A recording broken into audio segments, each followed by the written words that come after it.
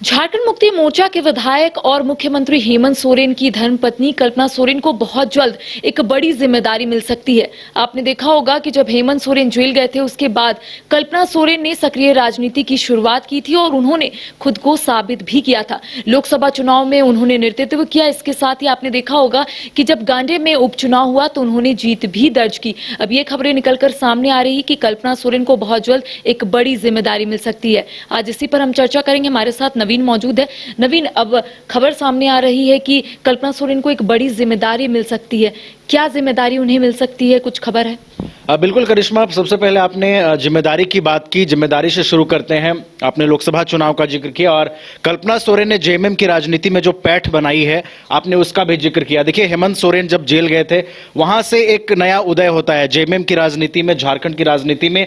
और करिश्मा, कल्पना सोरेन ने जो जेएमएम के लिए किया है ये जेएमएम के कल्पना से भी परे था। आप लोकसभा चुनाव के पहले परिणाम देखिए और उसके बाद विधानसभा चुनावों के परिणाम देखिए। कल्पना सोरेन ने जो प्रभाव छोड़ा है वो साफ लोगों ने देखा और यही एक मेन फैक्टर रहा करिश्मा। अगर आप दोनों चुनावों को देखें, चाहे आप लोकसभा चुनाव को देखें, विधानसभा चुनावों को देखें, तो कल्पना एक बड़ी फैक्टर रही। चाहे चुनावी प्रचार की कमान संभालने की बात हो, रणनीति बनाने की बात हो, जनता तक झारखंड मुक्ति मोर्चा का मैसेज ले जाने की बात हो, खासतौर पर आधी आबादी की करिश्मा बात होती है। कल्पना सोरेन ने जो कमान संभाली वो आधी आबादी को साधने में करिश्मा पूरी तरह कामयाब रहा और आपने उसका परिणाम भी देखा। लोकसभा चुनाव में आधी आबादी ने झारखंड मुक्ति मोर्चा को सत्ता में वापस लाके खड़ा कर दिया। अब हम बात करते हैं कि जो जिम्मेदारी उनको मिलने जा रही है, जिस जिम्मेदारी की चर्चा हो रही है कल्पना सोरेन को लेकर, तो देखिए करिश्मा, निश्चित रूप से अब झारखंड मुक्ति मोर्चा की सबसे बड़ी नेत्री हैं कल्पना सोरेन। हेमंत सोरेन के बाद अगर झारखंड मुक्ति मोर्चा में किसी चेहरे की सबसे ज्यादा चर्चा है तो वो चेहरा है कल्पना सोरेन। अगर जिम्मेदारी की बात कीजिए करिश्मा, तो देखिए महिला विंग का जो रिस्पॉन्सिबिलिटी है, जो जिम्मेदारी है, वो दी जा सकती है कल्पना सोरेन को। क्योंकि आप देखेंगे कल्पना सोरेन है, महुआ माझी है, ये कुछ चर्चित जेएमएम की महिला नेत्री हैं।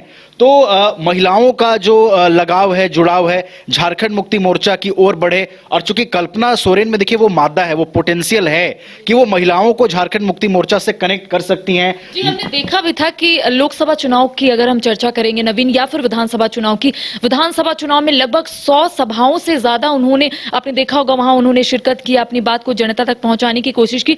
और सबसे खास बात यही रही विधानसभा चुनाव में कि उनकी जबरदस्त मांग भी थी। आप देख रहे होंगे जहां वो जा रही थी वहां पर जनसैलाब उमड़ पड़ा था, उन्हें सुनने के लिए लोग आ रहे थे। तो क्या यही वजह, और आपने जिस तरीके से कहा है कि एक बड़ी फैक्टर थी वो, चाहे वो विधानसभा चुनाव की बात करेंगे या फिर लोकसभा चुनाव की, उन्होंने एक अलग प्रभाव छोड़ा। बिल्कुल उसी प्रभाव का हम जिक्र कर रहे थे करिश्मा कि उसी प्रभाव ने एक बड़ा अंतर पैदा किया। आप चुनाव के परिणामों में देखें या फिर विपक्ष पर भारी पड़ने को लेकर देखें तो इसी प्रभाव ने एक बड़ा अंतर पैदा किया। आपने कहा कि 100 से ज्यादा सभाएं की, यही एक मेन फैक्टर रहा, एक मेन प्रभाव रहा जिसने पूरे चुनावी समीकरण को ही करिश्मा बदल कर रख दिया। और देखिए यही डेडिकेशन की चर्चा पूरे चुनाव भर होती रही, चुनाव प्रचार के बाद भी होती रही, और जब परिणाम आए तो वो डेडिकेशन की चर्चा और बढ़ी कि जो हेमंत सोरेन और कल्पना सोरेन ने मिलकर जिस तरीके से लोगों को अपने साथ जोड़ा, जेएमएम की नीतियों से बांधा, वो कहीं ना कहीं पूरी तरीके से प्रभावशाली रही। और देखिए हम लोग बात कर रहे हैं कि महिला विंग की जिम्मेदारी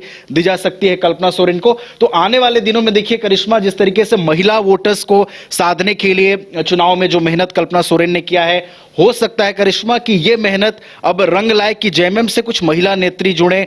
तो आप देखेंगे आगे कि कुछ महिलाएं ऐसी आएंगी जो जेएमएम का प्रतिनिधित्व करेंगी, जेएमएम में उनको भी हिस्सेदारी मिलेंगी, सदस्य बनाई जाएंगी।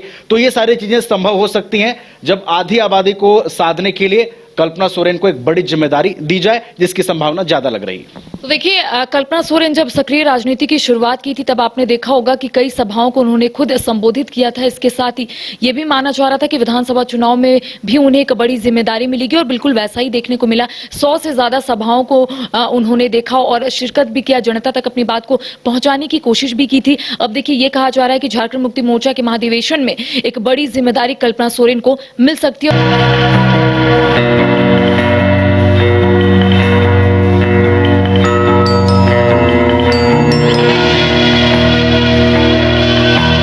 विश्व स्तरीय मेडिकल सुविधाओं से युक्त रांची का देवनिका हॉस्पिटल जहां है neonatal ICU, burn intensive care unit, modular operation theatre, 24/7 emergency trauma service, multidisciplinary ICUs, emergency care, MRI, CT scan, advance cath lab, fully automated path lab, echo, ultrasound, ultra modular patient beds और pharmacy.